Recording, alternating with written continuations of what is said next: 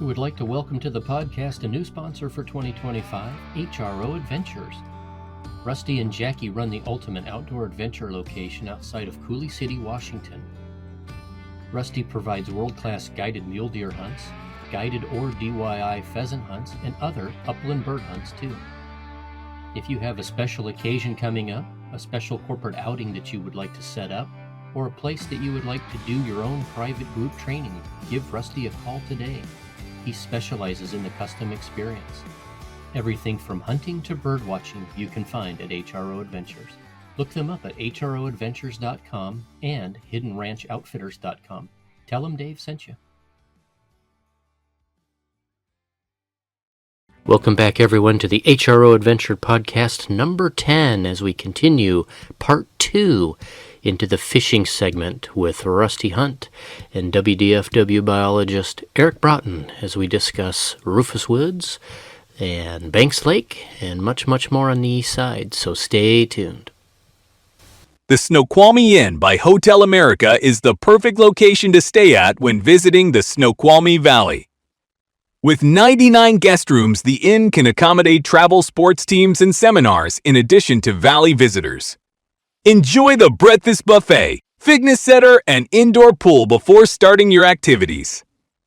Coaches and parents alike will enjoy the spacious meeting rooms and lounging areas with food and coffee retailers, all within steps of the front door.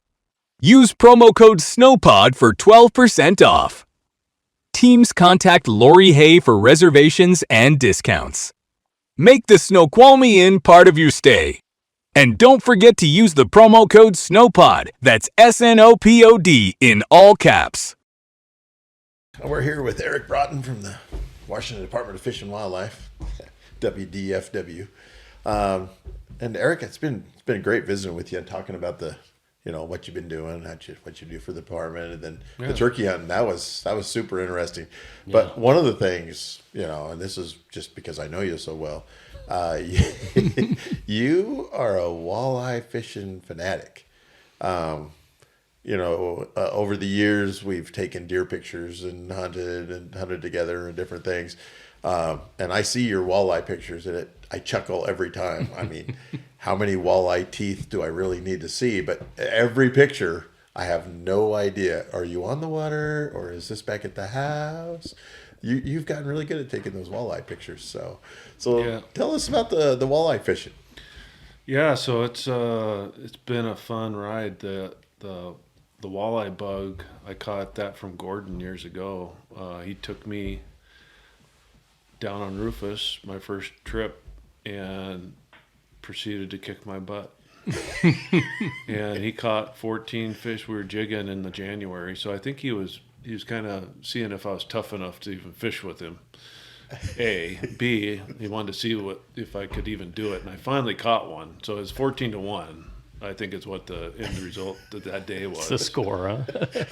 But he had it all figured out, and boy, I was just like, wow, this is awesome, And even though I didn't catch very many, I caught one, And so then we started talking. We became really good friends, and over the years, I didn't have a boat, so I'd either go out with somebody or fish from shore or whatever I could do, And finally, he's like, "Yeah, Eric, you need a boat. You need to buy." And he was hooked up with Valley Marine, where you guys got your boat. And I've known Dan Allen for a long time, and he used to work with Gordon, was a pro staff on Lund for years, and so he used to test their boats out. They'd bring him a new model every year, and so he would always have a new boat, with all geared up and all the new fancy stuff. And it was like a kid in a candy store. You go down to the shop in Coulee City, and you'd be like, "Oh man, that's awesome!" And so finally, after several years, I had the budget, and me and my wife, because she was in on it too, But we made the decision to pull the trigger on a boat, and it was probably the best decision we made because we used it. We still use it, and we use it for family, up on Lake Roosevelt swimming or camping on the beach or fishing, and.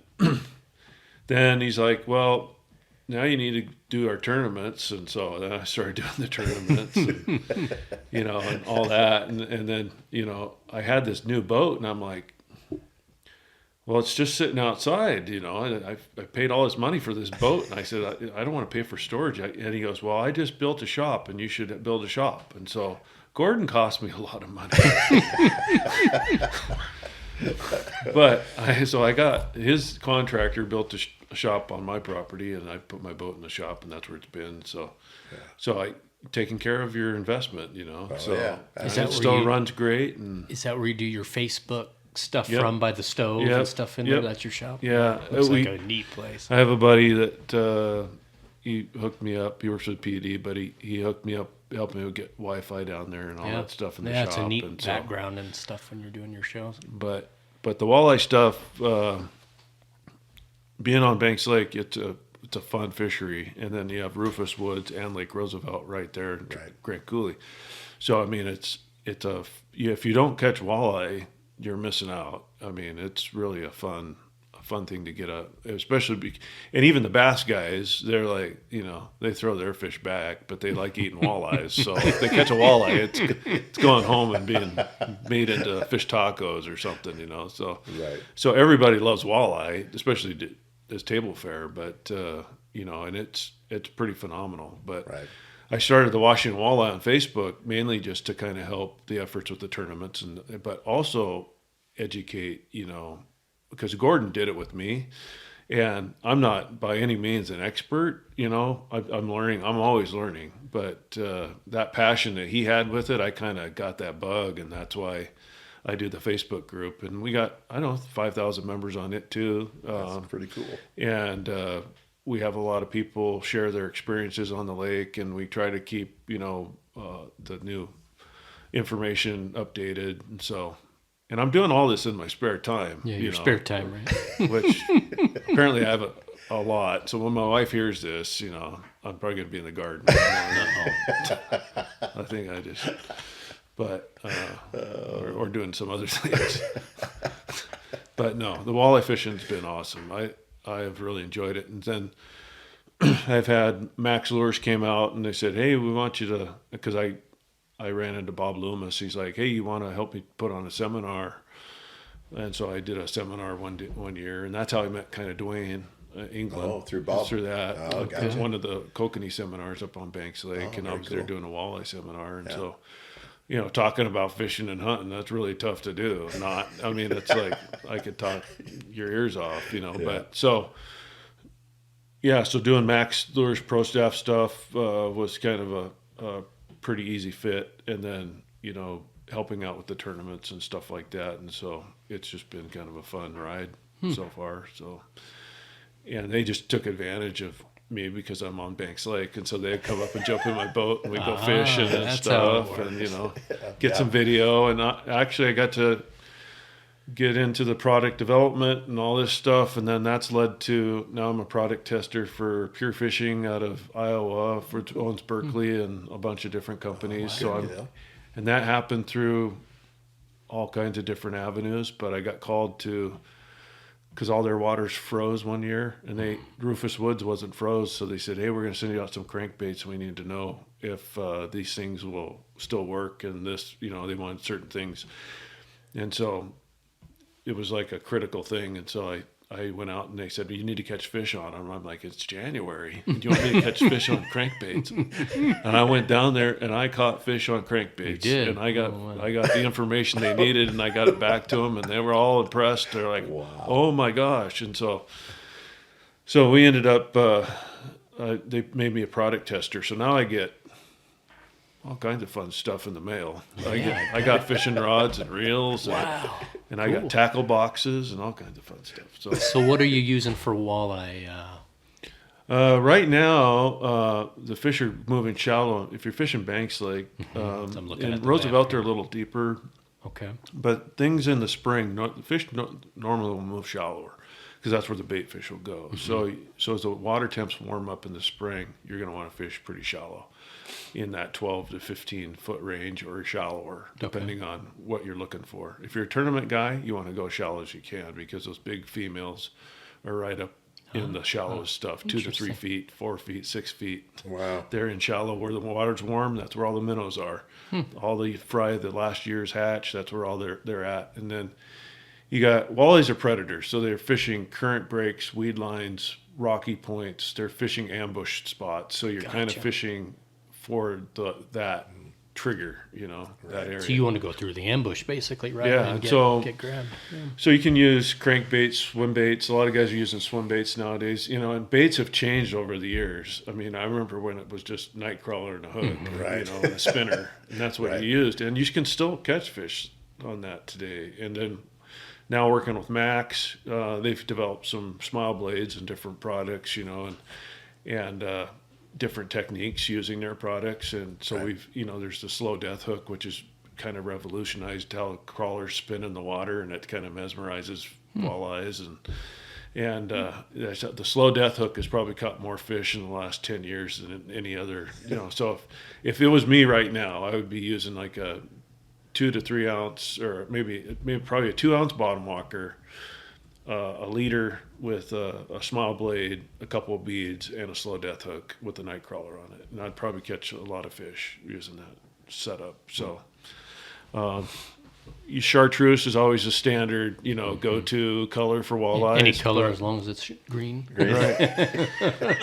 But there's different shades, there's motor oil, and there's different, silver sometimes. If you're like Banks sometimes gets, they'll throw kokanee in there, fry, or rainbow trout, and sometimes like a blue or purple, colored blade or something like that might trigger a bite. But as the water warms up in the summer, you get more aggressive with the fish. You're trolling crankbaits, you're trolling faster, you're doing all kinds of stuff because those fish are really on the feed after the spawn. So the fish right now should have already spawned in Banks.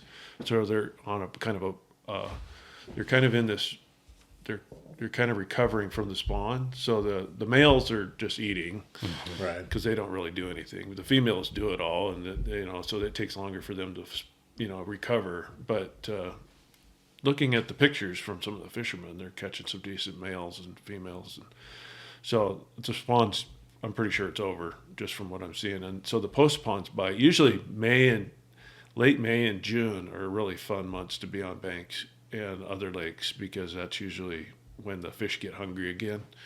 Gotcha. And so the bite's really good. Right. So Right. Well, I took our last podcast. We had Preacher Dave on. That's his mob name anyway. And I've got my first ever Lund boat now. right. And so I needed to get it out on the water, and Dave sacrificed time to go fishing with me while I took the new boat out on the water. And so we got it out, and we were on Banks, and we were on a part of Banks I've never been on. That I haven't fished the Banks a lot, but I haven't been on this part of the water ever. When we played around in the summers. So we kind of went over there. He didn't know it. I didn't know it. We were just kind of having some fun playing around.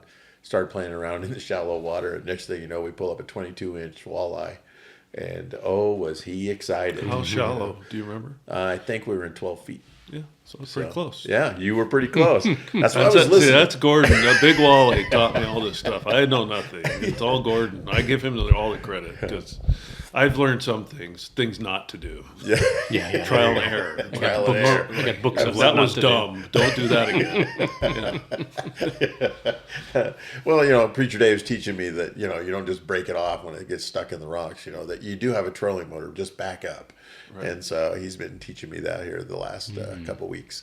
And I took him down on Rufus here the other day. We went on the lower end, just right behind the dam there in Chief Joe. And we went up the river, I don't know, a couple miles, and found a couple of pools, a couple of eddies, and we were fishing those. And he pulled in a 15-pound triploid. And so he thinks I'm the greatest fishing guide in the world right now. I'm trying to tell him it's dumb luck. And I'm just going, I just went out on the water. So I'm just driving the boat. Opportunity. So, you created the opportunity. It did. We had a great time, and Preacher Dave and I have plenty to talk about. So getting out on the boat's really good, and we picked. But you set the bar pretty high. Yeah, we did. So right out you of the notice gate. I'm not bragging about the fish I didn't catch. your next trip might be a little different. Well, Preacher Dave won't let me use power bait. And I keep telling him, Berkeley made power bait. Berkeley is a company for fishing, Right. and so we need And to it does support them work. too.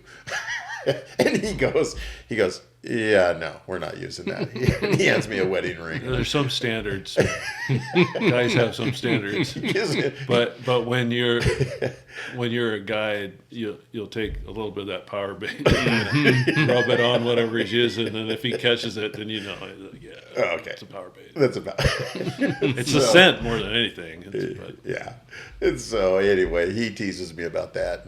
And then, of course, my excuse was, I'm still trying to learn how to use this Garmin fish finder over here and still trying to figure out how to use my new iPilot, because, Dan Allen at Valley Marine, he set me up. I mean, he set me up with the best of the best. And I'm like, I don't know how to use this stuff, and so I'm trying to learn it all. And Dave's willing to ride along and fish while I'm learning. Troll while you practice. So I got him into a spot the other day, and the boat spun around on us, and I wasn't paying attention.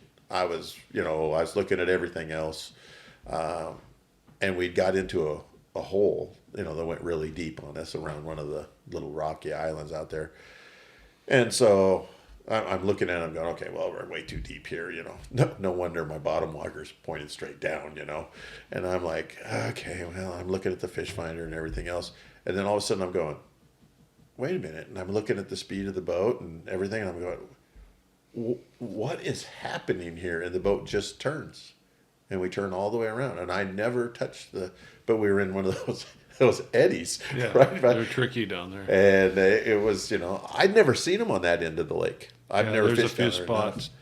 on the upper end, you see them. But I was You got to totally be careful because some of those get, depending on the flows down below the dam, they can open up both dams and it can get pretty cowboyish. Yikes. Oh, I'll bet. Well, and I told him, I says, holy cow. And he goes, well, look at the current. And I says, yeah, it's going the wrong direction, isn't it? And so I finally figured it out and got us out and got us back to. That's probably the toughest part of using a boat to fish out of is learning how to operate your boat effectively and how to troll and pay attention to what other people's, like when you're taking other guys out, most guys will just look at their rod because they think their buddies are doing everything correctly, which they're not. Or you got a heavier weight on yours and they got a lighter one. I mean, there's all kinds of things you can look at, but controlling your boat's like huge, especially with new guys. I'll run into new guys on the board or wherever they text me and they're like, so what do you do with the current? And when you're trolling in current, you want to go faster than the current or else your stuff's just hanging there. Mm-hmm. Yeah. So you have to, so what I do is I just shut everything off and I look at my fish finder speed over ground, and if it's doing 1.2, then I know the current's 1.2 and I need to do 1.6 or whatever, right? Right. So, and then it's spinning. Yep. It's not just grabbing weeds and hanging rocks, there, not catching anything, Not catching it. Yeah, so weeds and rocks. Right. Yeah. Yeah, salad. And so, yeah, and it's a lot of fun. It's a blast. I have not put pole holders on my Lund boat. But you're about to. Well, I say this, Dave got me all set up and we've talked about some stuff and I told him this is what I was thinking. And so I bought some of the pole holders and everything else. And I get back and I pull it in the shop. And of course, my farmer brothers come over and they're, well, why'd you buy this? And why'd you buy that? And what is this? And what does this do? And I'm going, I don't know. I'm learning all this as fast as I can. And, I bought kind of a lodge boat is what I call it, Lund. And there's no place to mount a pole holder. And so I'm looking at it. Do you know if it's got the channel on the inside? It doesn't. Okay. Yeah. That's what I need is the channel on the inside. Yeah. And I've looked at that fancy, what is the one? You can actually buy it, I think. That you can buy the channel, Yeah. hook it in and put it in. And I've looked at that because then we can move it wherever we want. Because I even got the drill out and stood there by the boat, and I just went, I am not drilling a hole in my new boat. I I had to drill a couple of holes in my boat. I know what you're going through. It's like it's not something you want to do. You never want to put a hole in a boat. No, it doesn't seem right. But no, as long as it's above the water, it's okay. There you go. But even down like where the transducers go, you have to. It's hard They to give you do. a place to mount with a certain size screw, and you want to make sure it's the right size. You don't want to be drilling into the boat because that creates problems down the road. So. And so anyway, that's where I'm at. So right now I have my way of putting my pole down and putting my foot next to it, and so that it doesn't leave the boat and everything else, and playing around that way. Yeah. And that's the other thing is because I'm learning to drive the boat and I'm in a tiller boat. We don't have any windows or anything. We can fish both sides of the boat. We can run around the boat with the fish, whatever we want to do. I love that. I've never had a boat like that. Yeah. So this is kind of cool. Yeah, it's pretty cool. Well, the other thing is Dan talked me into a casting platform in the front, in the bow. Yeah. Well, when you put that in, you get a seat. London sends you a regular fishing seat to put in there. Yeah. So we put that in. Well, Dave goes, well, Jim, it's your boat, so you're going to get the casting. And I said, well, I can't drive the tiller from the casting seat, and I can drive the other one from here with my remote control. So I'm just going to stay in the back of the boat. You can have the front. And he's like, really? Okay. Well, you just call me anytime you're taking the boat out, because I'm giving him a nice cushy seat in the front of the boat. And we've had some fun. We've had a lot of fun. So, yeah. But he keeps asking me, he goes, well, what do other guys do when they're walleye fishing here? I have no idea. Yeah, on Rufus, if you're down on Rufus, we jig a lot. So Do ya? He wondered about that. I rarely troll. I have spots. I have one spot called the Tackle Shop, and it's because I donate to the Tackle Shop every time I go in there. There's a root wad down there that's got a lot of Max Smile blades on it and lead. But I've caught some really nice fish out of there. And Rufus is kind of fun too because you have a lot of different baits. There's stickleback minnows and different types of minnows down there that they feed on. And I've learned some of the eddies downstream actually will hold fish, off of the main current. And so those are the areas you want to jig the current seam and the calm water. So if you're in an eddy, you're kind of fishing that current seam. Right. And what's critical is when you're jigging is you want to maintain your line is vertical. So you don't want your line to be under the boat or behind the boat. You want it to be straight up and down, which means your bow mount, which you need to control. You need to figure out what number you need to go. Like I was telling you before, if your current's 1.2, you want to go 1.2, or if you're jigging, or similar to where you're maintaining that vertical presentation. Gotcha. Because you want that. I usually use a 6-foot rod down there, 6'2", 6'6". I use a power line or a power braided line on my reel, and then I use a section of fluorocarbon that I use a uni knot to attach, and then I use a little jig, usually down there I standard like 3/8 ounce jig, and it could be any type of jig. It could be just a lead jig that you poured or whatever.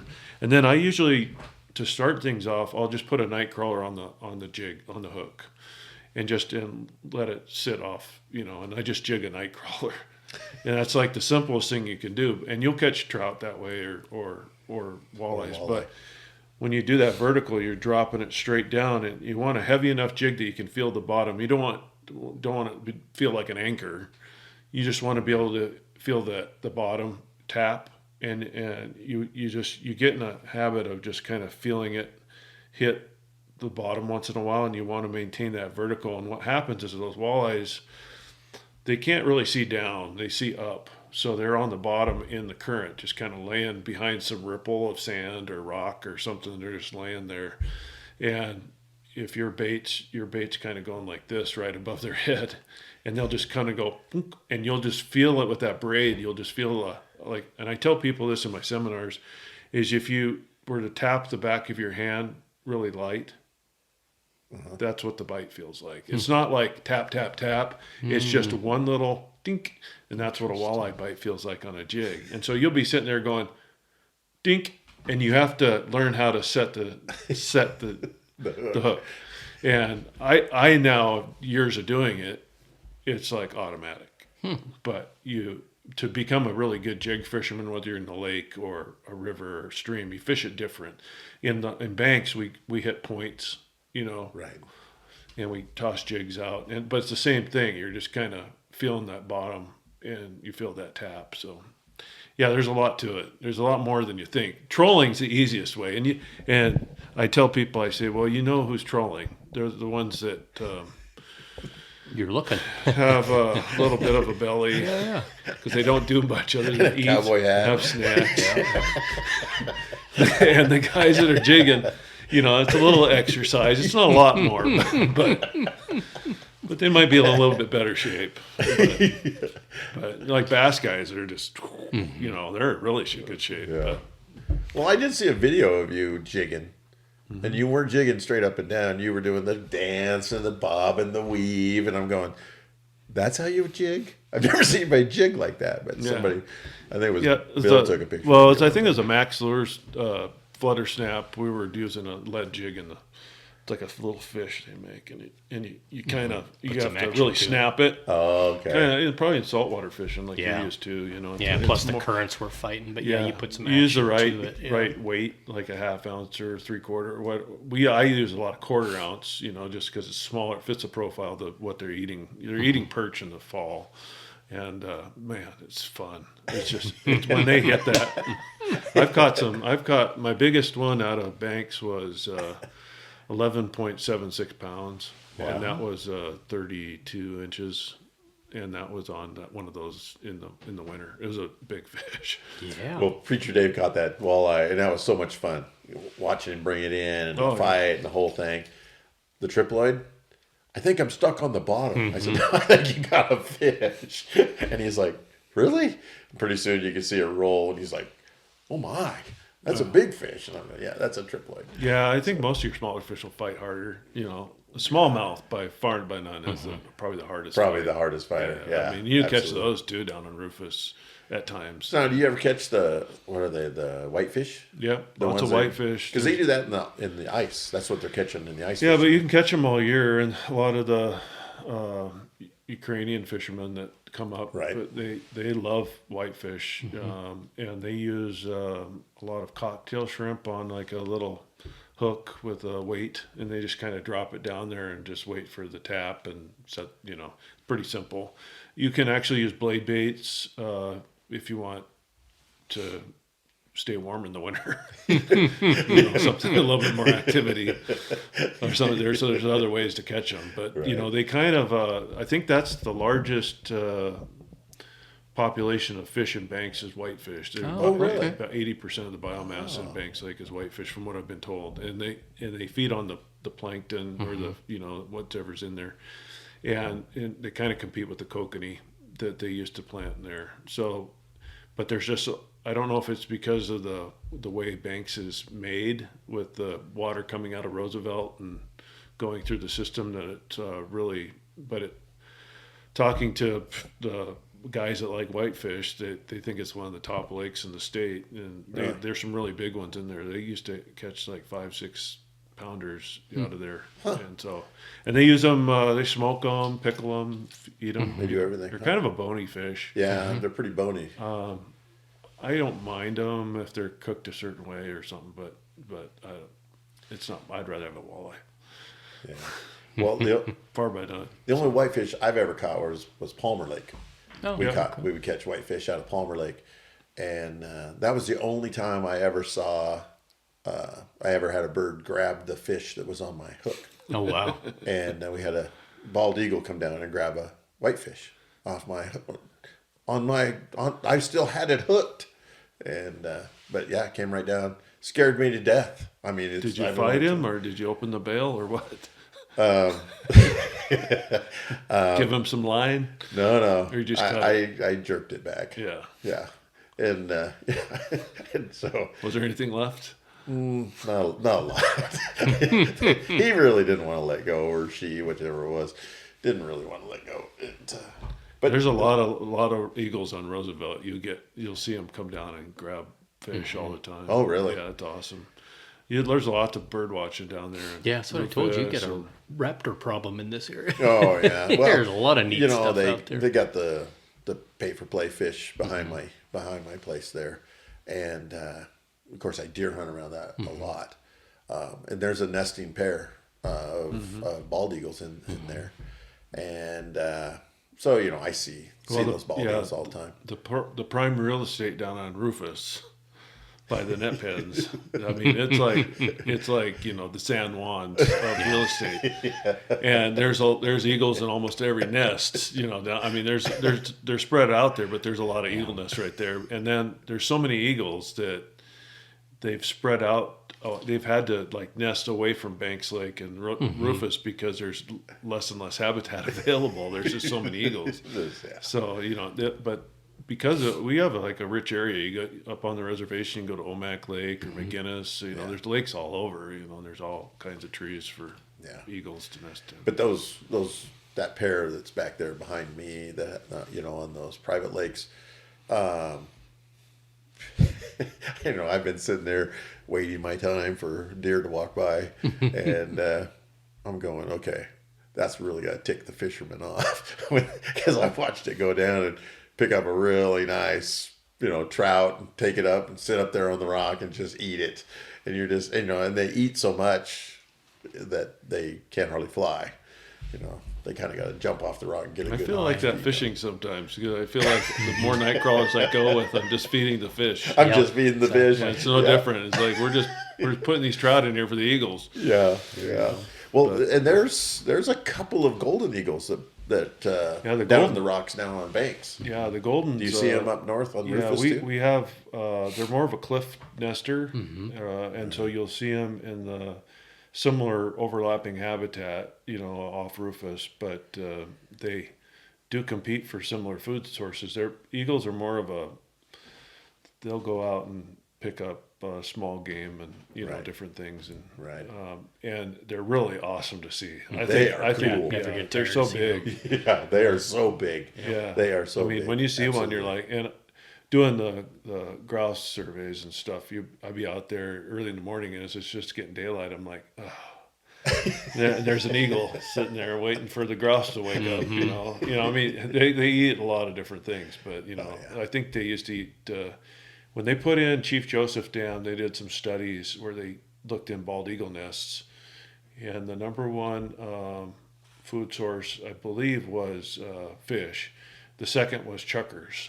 They actually were feeding on, and back in the 60s, there was a lot of chukars, more chukars than we have now, but that was they found feathers in a lot of the eagle nests that were all chukars. So they were flying those cliffs. And I'm sure the golden eagles were the same way. They're probably getting a lot of. I would imagine so.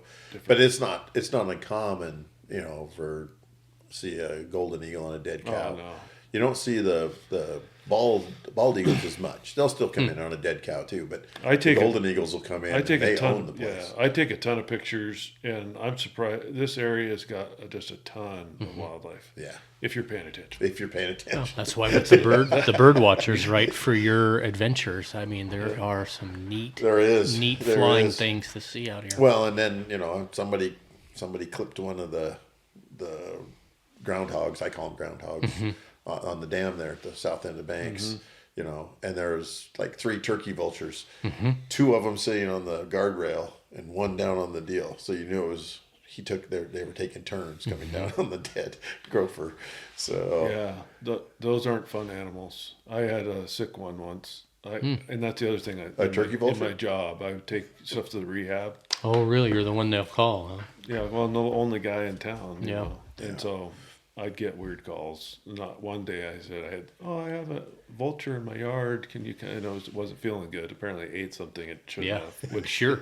I don't know if there's anything good that a vulture eats. It makes a vulture. What would make a vulture? So I said, it didn't look very good. So I grabbed it and it let me grab it. And so I put a towel around it and put it I think I had a dog crate or something. I put it in the dog crate and took it all. At that time we had a rehabber up in Orville, so I drove it all the way up to Orville.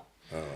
And I've taken several bald eagles in to the rehabbers because of fighting or different territorial type disputes. Once in a while, a power line or something like that, strike, break a wing.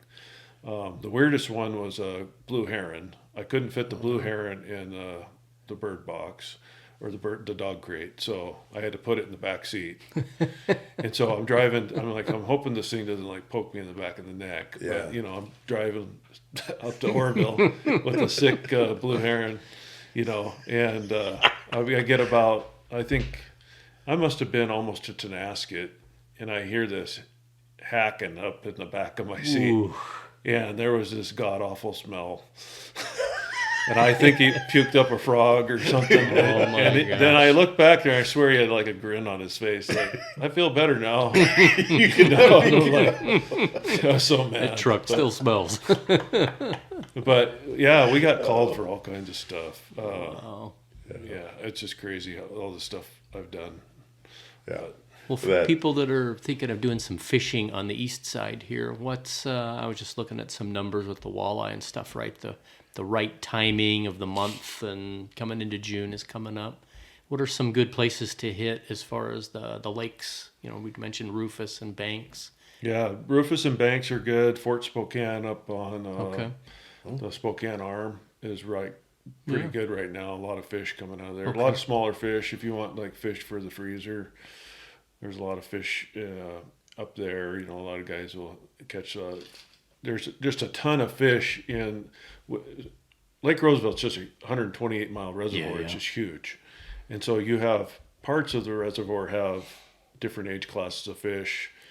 But it seems like the more current areas, like the Spokane Arm, are more like nursery areas, like Hawk Creek. Any of the creeks on these big reservoirs serve as nurseries for fry and young fish, and they're also good places to feed on after the spawn. So you'll get a lot of activity in those areas. So the Spokane Arm, you go up all the way to the Colville River, different places all the way up to where the Canadian border. You can actually there's walleyes all the way up in Canada.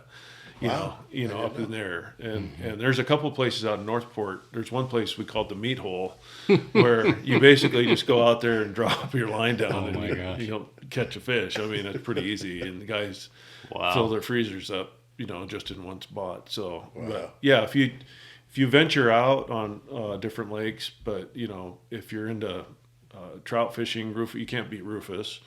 But lowland lakes, you got lots of lakes around here. The fishing season opened end of April. Yeah, 26. Yeah. And Jameson's a great one. It has That's a pretty an good old-time fish. lake. Yeah, but it's got some really good fish in it, and it's they release they have, and I think Grimes Lake is coming up June 1st is the opener on Grimes Lake. For the Lahotans, for fly fishermen. So What tell me about Lenore? Do you ever fish Lenore? No, I've never fished it. I have some friends that are fly fishermen, and they really love the peacefulness of fishing it, and you can see the fish, so it's kind of fun to try to get them to. And it all depends on the size, midge or whatever. I don't even know what Matching the hatch or whatever you're I trying to fish do. for trying to match it. Yeah, I fish for walleye so much I forget that I used to fish for other things. But, Well, and Lake Lenore is it's got those Lahotans, right? Yep. And so the fly fishermen really congregate there, especially at the north end. And there's times when I still, to this day, as long as they've been putting Lahotans in there, I still don't believe we haven't hit somebody in a car or a person walking across the road because it's 60 miles an hour through there, and there's cars parked on both sides, and there's fishermen walking and kids running back and forth, and it's like, guys, there's a parking area right up here, and nobody everybody wants a good spot on the lake. So- It's a race sometimes. But man, it's scary meeting semis there. And just Omak screaming Lake, down through. they're all the Lahotans are like the alkaline type waters, the brackish waters. So that's why Lake Lenore, they work well there, and Grimes Lake is also alkaline. Right. And then the big one is Omak Lake up on the reservation is full of Lahotans, and there's some really nice ones. And Omak Lake's deep, right? Yeah, it's a little deeper, It's but pretty it's deep. got that similar type brackish water. Right. So, but Omak's kind of a summer fishery, right? Better Yeah, for the summer? you can troll different things up there, spoons and different things. The guys will troll different things. Because I've heard, they're going down 100 feet and they're 100 feet of leader. Yeah, it's such a big body of water, but there's schools of fish in there that are eating on the different stuff. The brine shrimp and different things that they feed on. So yeah, I hear. There's lots of neat resources on the and what do you got to do to WDFW fish site for that. Yeah. OMAC? You have to get a. There's a tribal license, and the tribe now has an awesome online portal that you can actually go to and actually buy your license online. Oh, good. You have to. I think you have to fill out like a informational page first, and then they send you the next steps. But that's how you figure out, and what you need to buy, when you're over there. So if you want to fish off the shore, like on Rufus, you need a tribal license, and you can buy that over their portal. But they have a nice website. If you go to, I think it's Colville Confederated Tribes Fish and Wildlife Department, there's a portal, I believe. You get in. So. Can you also buy it through a retailer in Grand Coulee or Omaha? No, they used to sell them at the retailer, but I think it's all done online now through the tribe. I think that's how it's done. Don't quote me on that, but I believe that's the case. And then I think that's the only one that we used to go up and on July 1st they opened the crawdad fishery up on some of the lakes, and we used to go up there and I think you got like 10 pounds or something per person, or 10, I don't think it was gallons, I think it was 10 pounds per person, which was like half of a 5-gallon bucket or something like that, right? But we would throw our crawdad traps out and then go fish with the little boat, and then we had all the appropriate licenses, and stuff, and we would catch trout, or they have lots of brook trout and different, they have some triploids and I think Buffalo Lake, McGinnis Lake has brook trout, but they both have crawdads, and the crawdads are really nice. You have a nice little crawfish boil in the summer. Oh, well, I was down on nothing better. Would it be what's the name? What's the name of the one behind Wells Dam? I was behind Wells Dam about 4 or 5 miles on the Columbia there. Oh, just below Pateros. What do they call that? Alta Lake? No, I was on the river. I was on the Columbia River. I don't know what they call that part of the river, but anyway, we were down there and wandering around some property down there looking at it, and they had the pool level way low. And so we were actually, you could get out of the poison oak and there's a lot of that down there. The berries and all the vines and all that stuff. You get out of it by walking through the mud. You can find the asparagus. Yeah. Well, I hadn't looked for asparagus. But we got around there, and here was crawdad claws and legs. So the birds were really picking them up down there. And I looked at the guy I was with that owned the property, and I'm going, "You got crawdads down here?" And he goes, "Did you see one?" And I says, "Well, look right over here." And you get over there, you can see some bird would catch them and come over there and eat. And there was like 12 carcasses laying right there. No, there's there's crawdads in Banks, there's crawdads in Roosevelt. It's just that up there in the small lakes, it was easier to catch them. I'll bet. But there's guys I know that put crawdad traps out on some of the bigger lakes and have done well. Huh? So, and I used to make my own traps because I didn't like the round ones that you buy in the store. Right. So I made square ones out of like, I don't know, chicken wire or something. But I had the mesh right so that all the little ones would fall out and just the bigger ones. So I kind of high grade. I like it.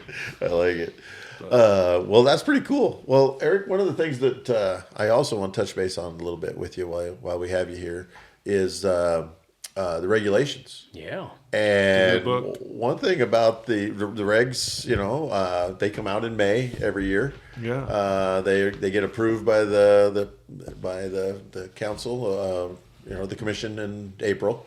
And so then they get them in print. First they come out online, and you can still download it online, which I'm very spoiled by an iPad and an iPhone because I always have the regs with me that way. So I download them all the time.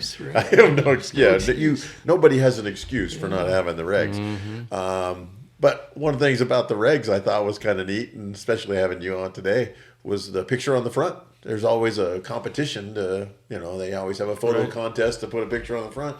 And we didn't end up with an elk, a deer, a bear, or any kind of wildlife on the front. We ended up with a guy rolling up barbed wire. What's the Yeah. story? Yeah, for years, we'd have some type of hunting, type picture or something, because it was the hunting regs, and or a big elk or something, Yeah. But this year it was they wanted to kind of focus on landowners, because landowners are a really key part to managing wildlife, and hunting's part of that, is managing, hunting populations or game populations, but the opportunity around being stewards to the land and, and keeping hunters are, just going out and hunting on private land, there's a lot to stewardship and partnerships with landowners over the years. I mean, some of the hunters that I've seen, they've actually become family to some landowners, but there's always, we have a master hunters program. We have all kinds of different, and in there we try to talk about, how to be ethical on private lands and but besides the hunting aspect of it, landowners are a huge important part to conservation and what they do on the landscape for our wildlife. And without private landowners, whether they're commercial or private or whatever they are, they're important to keep our goals intact, with managing Right. wildlife. So I think that's why it was kind of a cool theme this year, was to kind of, and I think that this resonated with staff, because the staff get to vote on the pictures for what's on there. So the staff actually selected this, and and that made me kind of feel good being a private lands biologist, but Right. Yeah. Right. because I think that's a really important part to our state, is to have that element. Without it, we wouldn't be able to do conservation That's or right. anything. Right. So, Right. And there's the landowner does play a big part in that, whether it's just allowing access or whether it's bringing in food plots or habitat areas. You and I have talked before, not off air, off the podcast, about some of the habitat areas around here, some of the new seedings you've done. And it just popped into my head, actually, as I said that one of the new seedings we were just talking about, this isn't the first time you've seeded it. You've actually done roll-up wire and done this like 15 years ago on that same spot, or 20 years Right. ago. So I didn't even think about that till just now. So Right. yeah, you're on your second generation of rose bushes there. Oh man. I remember the first time we put roses in there, or I say you put rose bushes in there, and you and your crew. We put them. You guys put them in there like 3 times in a month, because as soon as you'd plant them, the deer would come in there and eat them off. Then you'd have to plant them again. We tried all kinds of different things. the habitat stuff is really tricky, but my focus now is to do bulk. And if I plant, instead of planting 10 trees, I plant 100, or instead of planting 100, I plant 1,000, because then my success rate will go up. Yeah. Because you're starting from zero. Yeah, exactly. So anything is better Exactly. than nothing. But you hedge your bets with, we have voles, porcupines, whatever's deer. You always have issues with, things, just trying to get something established, and they're like, hey, what's that? And they start eating on it. But what's even worse is, fire restoration projects, because there's nothing after a fire other than green grass, or cheatgrass or whatever comes up, and so then you're out there going, hey, let's plant all this good stuff out there. And it's like, they're like, oh, hey, that's new. There wasn't anything out here, But if you wait, then you have all this competition from all the non-natives, Right. and all this stuff that, you're dealing with to try to get something established. But yeah, it's been fun. Our technology on planting has really gotten better, and we got better equipment now. I got a new tractor, and I got a new tree and shrub planter, and See got a that. new. Our new mulch machine just came in, which is freaking awesome compared to the old one, the old ancient one that did all the work for years. I maintained it, and it did a great job. But it's time to kick it to the curb. The new boys in town, and I can't wait to try it out. We tried it out this year over in Cheney. We had a big work party with staff, training staff on how to use equipment. So we have some staff that doesn't get to use a tractor that often or doesn't get to use certain equipment. So we have a work party every year to train staff and get them trained up on, just to get them thinking about projects that they can do out on private lands and stuff. So Makes sense. Well, that's pretty cool. Now, there's another department employee, Todd.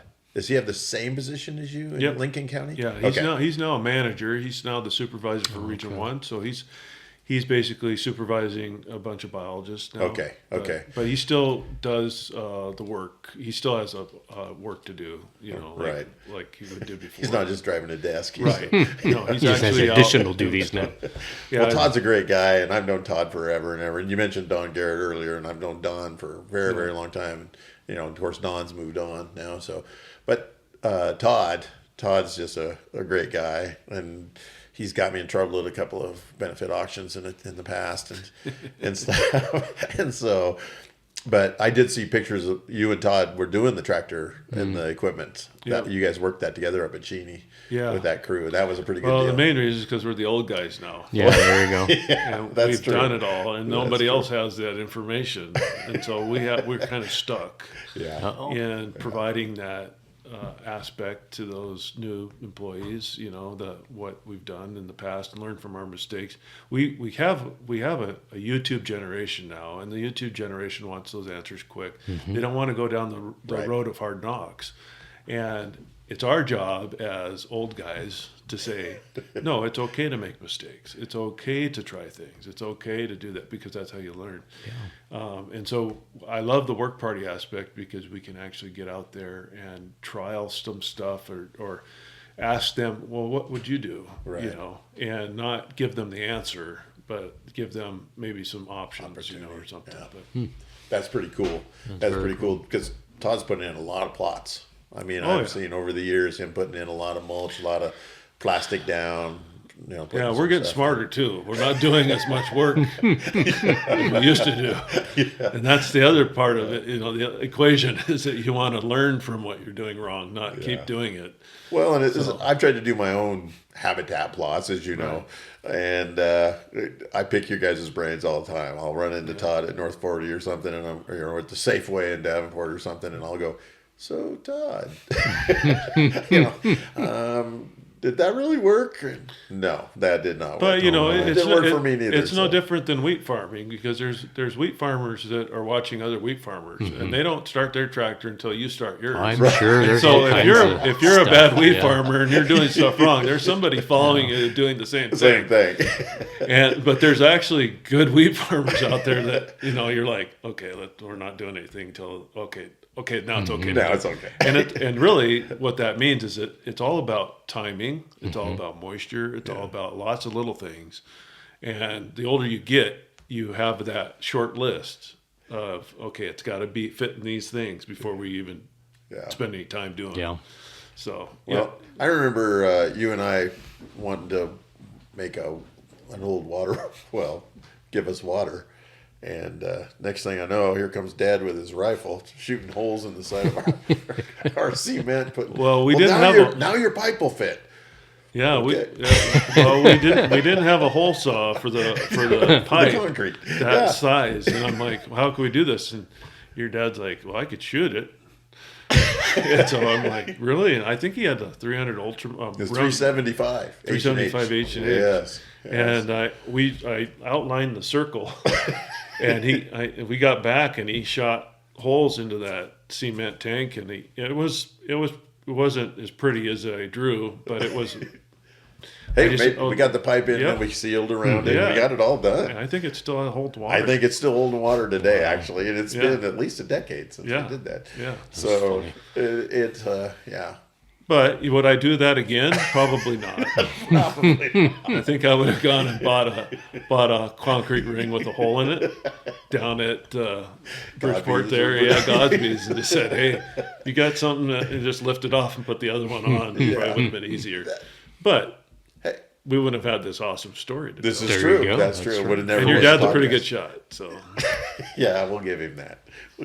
Precision it's not a barn. aquaculture. Broadside of a barn, but it's. So one of the things about the regs is, boy, you need to get a hold of them now, and you need to start looking. There's been some changes in those regs, and Dave, that's for guys like you and me that are trying to hunt other places than just right here at the ranch. Looking at we were talking about it as we were setting up today. The 2 bear tags, the bear areas. And one of the things that, we got the cougar quotas, they're all in there now. You got those to take a look at. You really need to be looking at the openers. I didn't look like many of the things changed. They were pretty much the September 1st. And then the deer opener still the second or the first, the first Saturday after the 10th of October, and then it all works out pretty much the same, but there's, you need to go in there and look. If you're going to put in for some of those special tags, there's some draw date very stuff, right? few goat tags. Okay. I think there was less than a dozen goat tags in the entire state. Yeah. So that's something to look at. The sheep tags, they did okay on, but those are down as well. So if you're wanting to do a bighorn sheep, you're going to be in a big raffle, big draw there. And I haven't went through the deer and elk. I mean, I just got a hold of them too, and was looking through them. These are just a few things that. Yeah, there's a few of the doe permits that have dropped numbers on, probably just from survey data that over the years. But there's some that increased, and then there was a few date changes. I think they'll align better with other units. Oh yeah, just for Gotcha. managerial type stuff, right? So that, for access and different things. Yeah, absolutely. So you need to be able, you need to get a hold of those regs and take a look at those. Yeah, absolutely. Take a look at them. And then we wrote down the draw date for the 28th. May 28th is your deadline. So yeah, we're going to have another podcast on the between front now of the and game regs. There you go. it actually says it right there on the front. So on the front page. But yeah, we'll have time to talk about some of those right at the very end at the next podcast, and we'll try to bring some of that in. So that the regs are going to be a big deal. But you need to get do some homework. Yeah. How many sheep points you have? How many sheep points do I have? I have max. Which sheep is points, 26, 25. Yeah, I'm close to that too. Are you? Yeah. We've both shot our moose already, so we don't have max points anymore. Yeah, very fortunate to get a moose. Very fortunate. Yeah. And I'll tell you what, that someday I may share that. I still have moose story. meat in my freezer. Oh, do you? Oh, we're out now. I have finally. a couple of big moose steaks. I'm like trying to figure out how I'm going to cook it. Well, I'll tell you what. Jackie was doing the barbecues at the baseball games when Charlie was in school, and that pretty much took care of all of Katie when she got that cow. I did the same thing. I brought some of that moose meat. Then It was pretty popular. The boys loved the moose meat. Oh boy, they did. I think I made meatloaf. Ooh, that'd the be a good meatloaf one. is really good with the moose meat. Bacon wrap actually. meatloaf. Yeah, moose meatloaf. And see, I loved the moose meat in spaghetti. Yeah, it was really good. And it was really good in I spaghetti. had sheep because Phelps got a Dall sheep. Oh, really? Oh, wow. And we had what was it? We had spaghetti with sheep burger. Oh. Oh, good. man. Sheep, That was see, really I never mild. got to bring any sheep meat home. That was... No, it was really mild. I was really surprised. We had one package of bison left, so we mixed it with bison, which has a little fat in it, with 2 pounds of sheep burger. It was really good. That sounds Oh, really that sounds good. really good. Yeah, That's that's really good. the bison hunt at the SCI banquet we talked about here a while back went for $3,500. Did it really? You couldn't buy a beef for $3,500. Yeah. And I just went, and I'm sitting there with the past president of SCI chapter sitting there next to me, and he looks over at me and he goes, "Does that seem cheap to you?" And I'm going, "Yes, that seems really cheap." And he goes, "Well, why don't you buy it?" I didn't come prepared to spend $3,500. I got to get that home. I says, "My word, that's cheap." I says, "Next year I'm coming to buy the bison hunt." So, Animal that big takes some logistics. oh yeah, and you get a few other kickbacks if you like, a bison hide and a skull, which Exactly. I think a bison skull right now cleaned up I and ready need to to go. buy like another freezer. Yeah, that's what I mean. Like, you got to have some already room have set 2 or aside, 3. right? Yeah. Well, I get the picture in my I have mind. a from walleye Home freezer. Depot one deer, Yep, two deer. that's right. Game freezer, and then I have my other stuff. And then you have your other stuff. That's yeah. right. I have a catch-all too, which has all kinds of biological samples. Oh my gosh! Do not confuse the freezers. When you're a biologist, you have all kinds of weird stuff. I in there. bet. Yeah. I just asked my wife. I was gonna say she doesn't go to that freezer. Yeah, we ate the No, it's green in the stuff. Yeah, that one's in the shop. You have that one all yourself, Eric. You Yeah, just go. but That's too funny. Well, Rusty, we're getting close on time here. We are. It's time to go over your calendar. So what do you my have coming up calendar. here in the sort of middle of May, getting ready for June? Yeah, I am. I'm building a new brooder. We're going to try to put some chicks in it here at the 1st of June. So that's taking up a lot of my time right now. The other thing is we've talked about some of the stuff that I was getting and different things. We had a little family emergency. Yeah. Dad got to go to the hospital, so I spent a week of driving back and forth to the hospital from home. So that took away. So I'm a little behind on some of my product reviews all right. That we promised happens. we were going to do. So I still want to do the targets once we get the targets here. I just haven't ran down and got them. They're down at Jeremy Jalali's house. Oh. So, the guy drives right by his house, and I didn't want to pay freight on a couple of targets that weigh 200 pounds. And so he said he would deliver them, but he only would deliver them to Tri-Cities. So it's good to have a buddy that lives in Tri-Cities. yeah. Yeah. But I have to go down and get them. So, Well, you might have to go fishing with him. There you go. But he likes those kayaks. yeah, I'm not I going want to fishing see with that him. kayak with a cowboy hat sticking out. No, I don't think we want to see that. See the cowboy hat floating down I think it the would be a good video. Well, Jeremy's got a nice boat, so he can take me out in the boat. Okay. There we go. All right. If I'm going to buy dinner, I'm going to at least, There you go. I want to ride in the boat. So yeah. And Jeremy used to be, work for the state parks. Oh, And that's okay. how Eric and I know him. And then he Me and Jeremy saved a couple eagles. Oh, yeah? Yeah, we have all kinds of stories. But Well, yeah, I got some stories that he can't share on the podcast. We Yeah. can cut those out. Just be one long bleep. Yeah, when Jeremy comes on the podcast, There we'll you have to go. come up with a mob name for Jeremy. Mob too. name, no, we had a sick eagle inside the park, and he called me, and so I said, "Well, only if you'll help me." And so we were in a boat and Oh my go goodness. out. And thing was tangled in fishing line or something. Oh Oh, man. it was in the water, Yeah, and it was fun. but there was I don't know. 20 campers videoing us and putting us on Facebook. And, Yeah, everybody's filming you everybody's now, cheering right? us on, and it was pretty funny. Wow. We got it taken to the rehab guy, and everything was better. Very cool. Yeah, good story. That is a good story. That Was it is. a bald eagle? Yeah, It was a bald eagle. yeah. Very cool. It was awesome. Oh man, yeah, that's a cool one. I'll have to I get both probably of have these. a video of it somewhere. Get back to shore. Jeremy was Can you rowing. share that video? Jeremy was rowing, and I was holding the bald eagle, trying to get to shore. It was stuck out on some log. Were you in a kayak? In a swimming area. I had a little boat that I bought off somebody for $20. Yeah. That's a whole nother story. That's a whole other story. But That's it was a good deal. Well, I thought I it was a good deal. I do have a picture of you when we were hunting with what was the kid's name that bow hunted that shot the coyote. And he shot a coyote pup, Jorge? Jorge, Yep. at 80 yards with a bow. Wow. And then Eric was there to eyewitness it, so or at least the two of them tell the story that way. So, but that was still pretty cool. I thought you were going to tell the story of the one and only fish caught on a clinkhammer.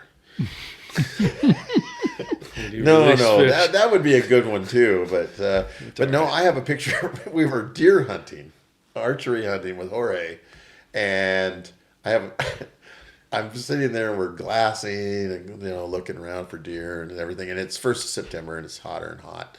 And I look over and Eric has his shirt pulled off. It was so hot. He has his shirt pulled up and he had that bino harness. And it was your shirt my was goodness. up above your bino harness. so hot. So his belly was hanging out and everything else. Abs. Those are abs. Those are abs. Oh, those. Well, I'm sure they're under there somewhere. The singular ab. It's just the ab. And so, yeah, that's actually the picture that comes on when you call me on the phone. Oh, great. I did see that one. So, Glad I yeah. still have that. So, I'll have to check your phone out sometime. so, but you guys shot that deer on like the hottest day. It had to be like 90 degrees that day when you guys shot that. We were in socks too. I'm pretty sure. Yeah, I think you were. Yeah. Eric's been a bad example for me because now I can't sneak on deer without taking my shoes off. Really, you're one of those guys. I'm one of those guys. Yeah. In fact, but I'm such a tenderfoot that I was just gonna I say went it and bought takes the a little slippers. takes I a have little the wear sneaky in. slippers I put Yeah. on. Very So, cool. Yeah, I have a pair of Indian moccasins I wear when I Native American moccasins. Native American. Yeah, Yeah, there you go. they're not from the country India though. And these come from a reservation down in Nevada, I believe. So, Oh, okay. What else is on your calendar? So what else is on my calendar? Well, I'll be doing some fishing. Okay. Preacher Dave's got me doing some fishing. We'll probably be doing some of that. And now that I have all the techniques, Preacher Dave's gonna think I'm really. And you probably There you got go. some grandpa days in there somewhere. Yeah, Well, I hope so. I'm a grandpa dude now. That's what I mean. So you probably got to put that on the calendar. This is that is pretty awesome. Grandma Day or Mother's Day was last week, and so, but you can't be a grandma without a grandpa. So Right. that's the way I looked at it. So I didn't get to hold, the baby or anything like that. But now you get into those spoil them years. Yeah, there you go. I'm only a couple of years away from just like, you can have candy in Grandpa's pickup. Yeah, exactly. You want to go look at deer with Grandpa? Yeah, let's just go out there and let's have some fun. So yeah, I'm doing that. So really, my calendar is super busy, just super packed for the next couple of weeks, trying to get up all this. And then we've got the big day in Coulee City is Memorial Day. Okay. And so that weekend is, I volunteer for everything, it seems like, or people volunteer me for everything. Mm-hmm. And my wife is Miss Do It All, so I'm part of Do It All too. So I get it 100%. I'll be, doing the rodeo. We'll be doing the parade. We'll be there for the cowboy breakfast and all the things that happen in Memorial Day weekend in Coulee City. So that'll be kind of fun. We'll probably be doing. Well, our next podcast will be right around that time sometime. So anyway, that'll be kind of good. So in the calendar, it's just for me, it's just spring work. But Eric posts pictures on Facebook from the office, he says. There you go. But his Got a office great is office. a Chevy pickup. Yeah. So from the office window, he gets quite a view. Yeah, my calendar's pretty booked, but it's getting easier. I won't be getting up as early. There you go. I'll be getting a little bit more sleep, I think. Nice. And we'll have to get Eric back because one of the topics that we haven't got to with Eric is the antelope. Yeah, we got to do an antelope special. We got to do an antelope special this summer. You see the pictures from this morning? I haven't seen the pictures from this morning, so you might have to. While you're digging those out, so we're ripe here, middle of May, moving towards June. All the like I said before, WDFW has lots of great resources on the different fishing. Yeah. And everything points to this is time to give We have you a really call good fishing and- app. Yeah. A Fish and Wildlife? A fishing app. But yeah. time really? to reach out to Rusty about renting the boat and doing some fishing. Yeah, and come coming up here and to get do the that. boat. So, The cabin, the cabins that we have, they are packed already. We only have very few openings. which is great, right? And we've got some resources in town that we can. Yep, we can do. link We do people have some to, resources so- in town that we can help you out and get people around. And so, doggone. my office isn't quite as That good. is quite the view. Yeah. That he's got some great Look at views. that. Some Man, oh man. Eric gets With around the mountains in the background, right? Yeah. Every time I drive down your road here. Yeah, that is It's, a great picture. You got to It's beat the just sun. neat. Yeah, you got. Well, before we go finish up with those pictures and look at those, make sure we get in how people can get a hold of you Yeah. so they can look at the adventures, get a hold of you to ask questions, So- start thinking about setting something up. Yep, But, get on the hiddenranchoutfitters.com. Okay. And you can always get a hold of me there. It's all my contact information. And then HRO Adventures with the boat. If you need a boat to come over and go do some fishing, or you need a place to stay, let me know. Yeah, and we'll help you coordinate with people in town if the cabins are full. Absolutely, So and there's great just relationships. some places around. We know where there's some places to stay, and so yeah, we're a good contact to get a hold of that. Excellent. For that. So, and start booking now for some of these. I was just hearing Carlton Outfitters and Sully's Outfit doing their salmon, talking about their salmon fishing for the summer. They're also doing kokanee on Lake Chelan, and they do a lot of good fishing around too. But you need to be booking with those guys, or they're going to fill up quick, especially now. And how about your mule deer guys? We need to be in the woods, walking with a backpack, working in the boots, sighting stuff in, getting ready for your trip up here. Everybody should be having their bow, popping strings on their bow for sure. And you're shaming me now because I still haven't shot my CVA yet. So just try to put a reminder. Do not wait till the last second. Do not wait till the last minute. Yeah. Exactly. So I've got to get that organized. CVA out there and get warmed up. So all righty. Well, Eric, thanks so much for joining us. It's been wonderful. I could talk about turkeys and walleye all day long. Absolutely. Absolutely. And Rusty, thanks for having me up again. Just good to have you here, Dave. Wonderful view driving in. Yeah, you and me didn't do our normal 30 minutes of what our life has been like in the last You don't want to know. More fun talking to Eric. I don't want to know anything about what was going on last week. Well, my week was back and forth to the hospital. So and I'm glad to hear Dad's doing well. Yeah, he's doing good. Good. Alrighty, guys. Well, from the HRO Adventures podcast and from Rusty's Cabin. Yep. We'll talk to you on the next episode. So thanks again. Thanks, Eric. Thanks, Dave. Take care. Thank you, guys.